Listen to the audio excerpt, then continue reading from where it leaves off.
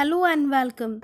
आज हम class 12th solution में आगे का टॉपिक पढ़ रहे हैं जो कंसंट्रेशन मेजरमेंट यूनिट्स के बाद आता है और बहुत ही इम्पॉर्टेंट है, तो आप लोग सभी ध्यान से पढ़ें और सब्सक्राइब करें चैनल को। आज का टॉपिक है हेनरीज लॉ। इसके पहले हमने कंसंट्रेशन मेजरमेंट की कुछ यूनिट्स पढ़ी है, मोलरिटी, फॉर्मुलिटी एंड नॉर्मलिटी। ये सारे हम प्रीवियस वीडियोज में पढ़ चुके हैं। अब हमें पढ़ना है हेनरीज लॉ। तो जो हेनरी लॉज होता है वो the solubility of a gas in a solvent depends on the pressure and temperature. इसको बताता है कि किसी भी गैस की जो सॉल्युबिलिटी है सॉल्वेंट के अंदर वो डिपेंड करती है उसका प्रेशर क्या है, कितना प्रेशर है और कितना टेम्परेचर है, इस चीज पर डिपेंड करती है। तो इन दोनों के बीच में जब गैस और सॉल्वेंट के बीच में रिलेशन बनता है तो वहां एक इक्विलिब्रियम एस्टेब्लिश हो जाता है। ये इक्विलिब्रियम होता है गैस और गैस इन सॉल्यूशन, मतलब दो टाइप का इक्विलिब्रियम यहाँ पे बन जाता है। एक तो गैस होती है और एक होता है गैस इन सॉल्यूशन, मतलब गैस और जो सॉल्यूशन में गैस है वो।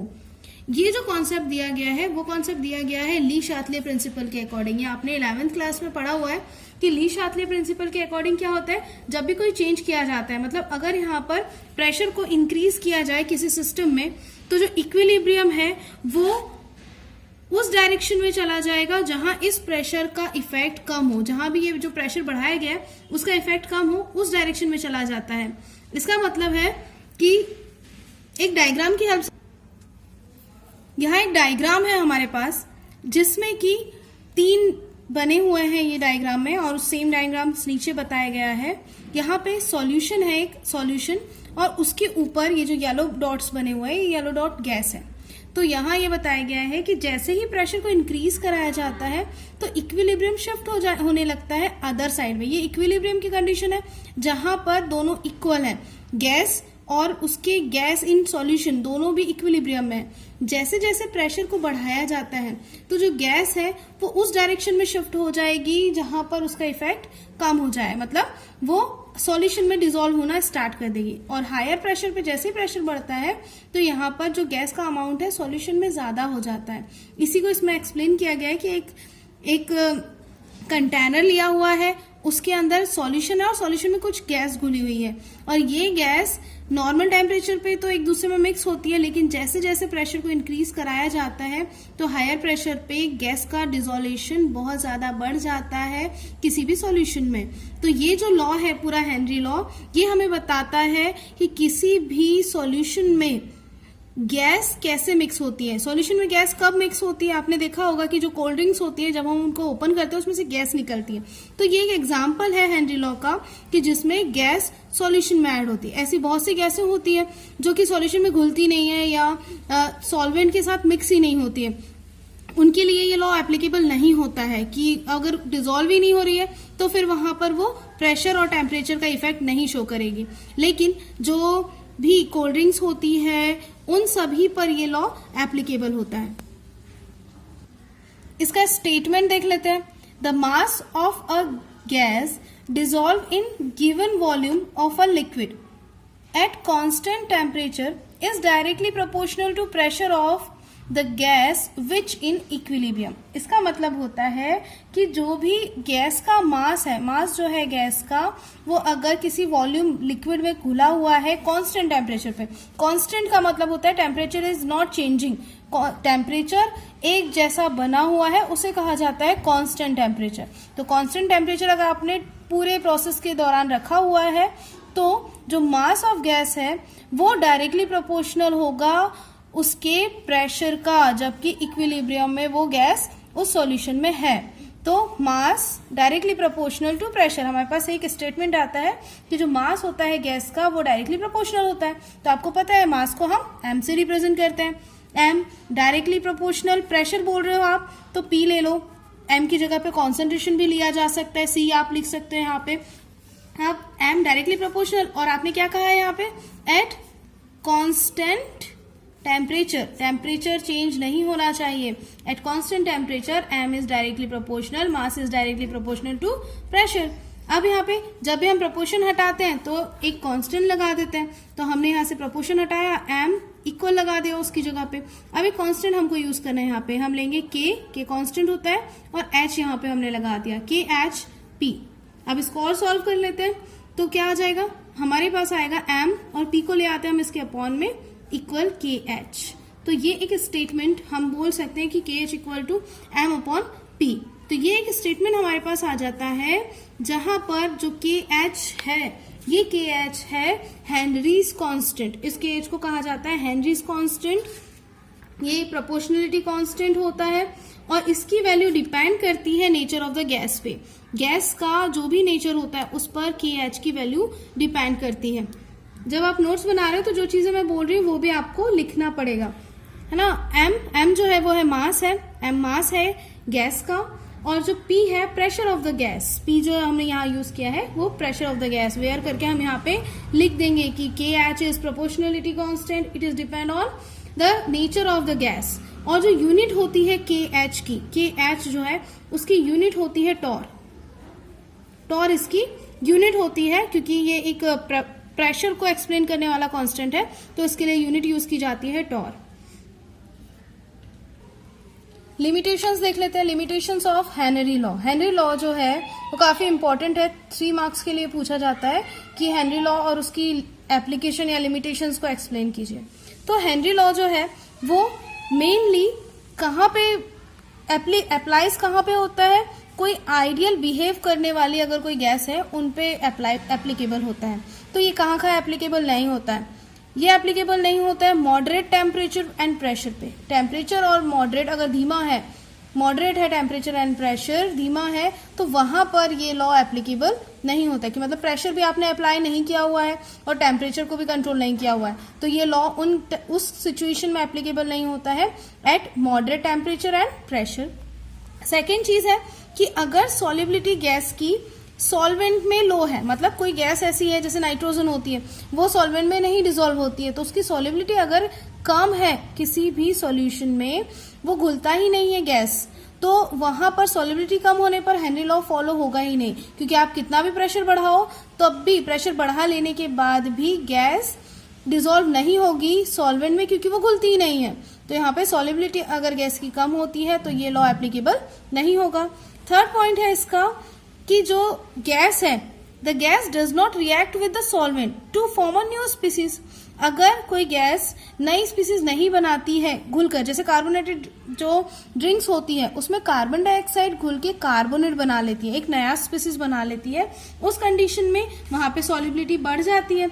लेकिन यहाँ पे जैसे अगर हम एक एग्जाम्पल देखें कि अमोनिया और HCl जो है वो रिएक्ट होती है वाटर से, लेकिन वो ओबे नहीं करती है हेनरी लॉ। यहाँ पे ये पॉइंट आपको याद रखना है कि HCl और जो अमोनिया है ना, NH3 अमोनिया जो है ये वाटर में सॉल्युबल तो होती है लेकिन ये हेनरी लॉ को ओबे नहीं करती है। सॉल्युबल कैसे होती है, जैसे अगर हम अमोनिया ले NH3 आपने लिया हुआ है प्लस H2O, अब यहाँ ये इक्विलिब्रियम कंडीशन में तो रहेगी क्योंकि वाटर में डिसॉल्व हो रही है, लेकिन ये बनाएगी क्या NH4 plus OH minus ion, क्योंकि ये आयन का फॉर्मेशन कर लेती है।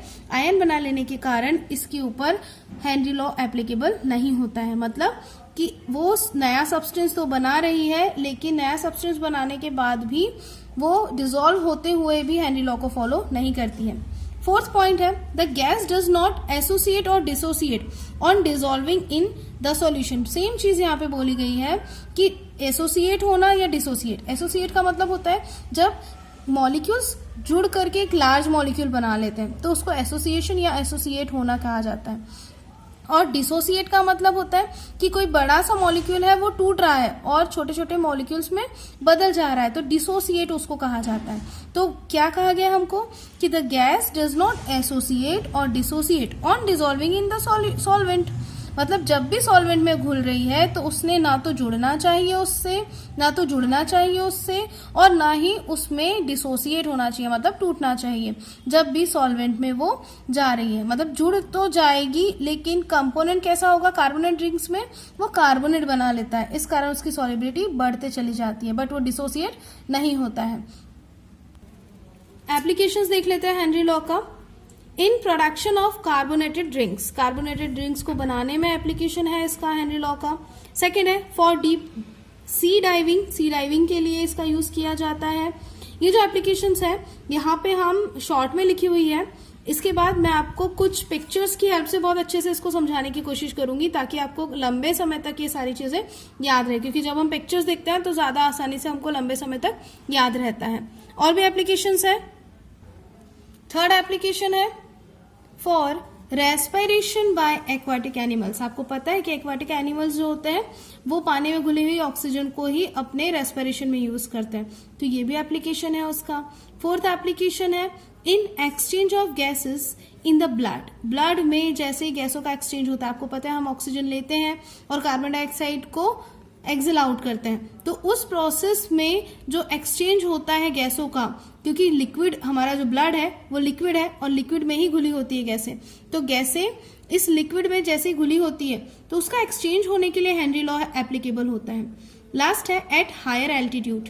हायर एल्टीट्यूड पर जो पहाड़ों पे चढ़ते हैं, माउंटेनर्स होते हैं, उनके लिए भी एप्लीकेबल होता है हेनरी लॉ। और इन सबको हम देखेंगे कुछ पिक्चर्स की हेल्प से इसका एक्सप्लेनेशन।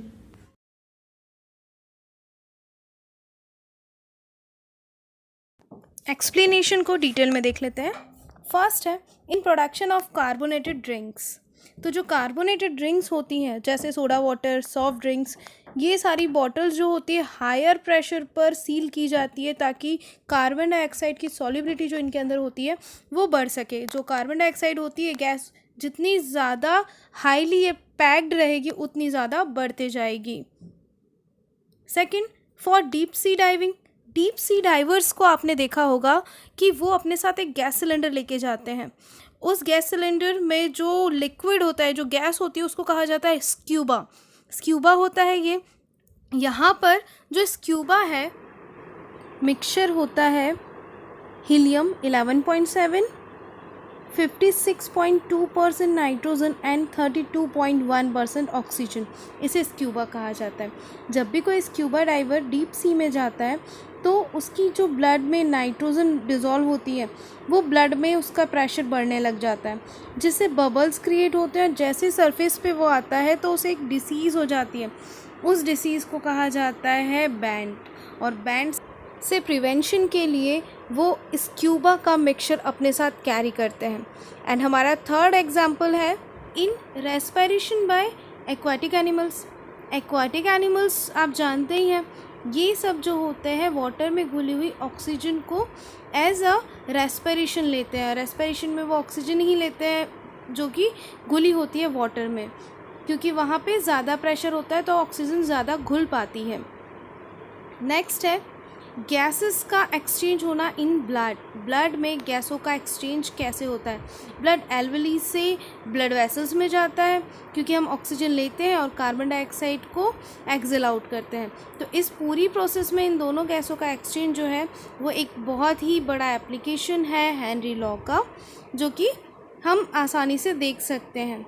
इन हायर एल्टीट्यूड, हायर एल्टीट्यूड पर जो भी माउंटेनर्स होते हैं वो अपने साथ एक मिक्सचर लेके जाते हैं, क्योंकि वहाँ भी उन्हें डिसीज़ होती है, उनकी नाक से खून निकलने लगता है ज़्यादा प्रेशर में गैसों के कम होने से।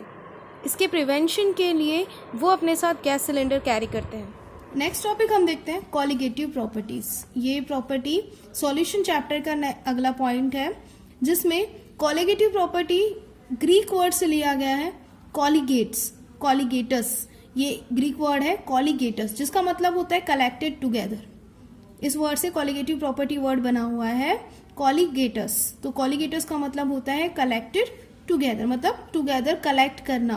अब इसकी डेफिनेशन होती है कि we can define colligative property which is the number of particles in the solution, या the property which depends on the particles in the solution. Particles जो भी है सॉल्यूट के, जैसे आयन हो सकते हैं, मॉलिक्यूल हो सकते हैं, एटम हो सकते हैं, उन सारे पार्टिकल्स की प्रॉपर्टी पर डिपेंड करता है, वो कहलाता है कॉलिगेटिव प्रॉपर्टी, जो भी इस पर डिपेंड करेगा। इसकी डेफिनेशन होती है the properties of the solution which depends upon the number of particles, molecules और ion of the solute and does not depend on chemical structure or composition of the solute, मतलब chemical nature कैसा है उसका, structure कैसा होता है molecule का, इन सारी चीजों पर नेचर पे डिपेंड नहीं करता है, सिर्फ काय पे डिपेंड करता है, number of particles. Number of particle होने चाहिए मोर देन, मतलब ज्यादा से ज्यादा पार्टिकल्स होने चाहिए, उन पे डिपेंड करेगा। इस चीज पे डिपेंड नहीं करेगा कि वो पार्टिकल कैसा नेचर है, जैसे नाइट्रोजन अलग होता है, ऑक्सीजन अलग होता है, उनके पार्टिकल्स का नेचर भी अलग होता है, तो इनके नेचर पे डिपेंड नहीं करेगा। वो काय पे डिपेंड करेगा, सिर्फ कितना है, कितना अमाउंट है उसका, कितना नंबर ऑफ पार्टिकल्स है, उस पर डिपेंड करे, वो कहलाती है कॉलिगेटिव प्रॉपर्टीज, जो सिर्फ नंबर ऑफ पार्टिकल पे डिपेंड करे। वो कम भी हो सकती है और ज्यादा भी हो सकते हैं, पार्टिकल्स का नेचर अलग अलग हो सकता है। अब ये जो होती है कॉलिगेटिव प्रॉपर्टी, ये 4 टाइप्स की होती है जो आपको इस पूरे चैप्टर के दौरान स्टडी करनी है। यहाँ पे हम इनका नाम देख रहे हैं, अगले वीडियोस में हम इनको पूरा डिटेल में पढ़ेंगे। फर्स्ट है relative lowering of the vapour pressure. पहला कॉलिगेटिव प्रॉपर्टी होता है relative lowering of the vapour pressure, मतलब वेपर प्रेशर का कम होना। वेपर प्रेशर और राउल्ट्स लॉ हम अगले वीडियो में इसको पढ़ने वाले हैं।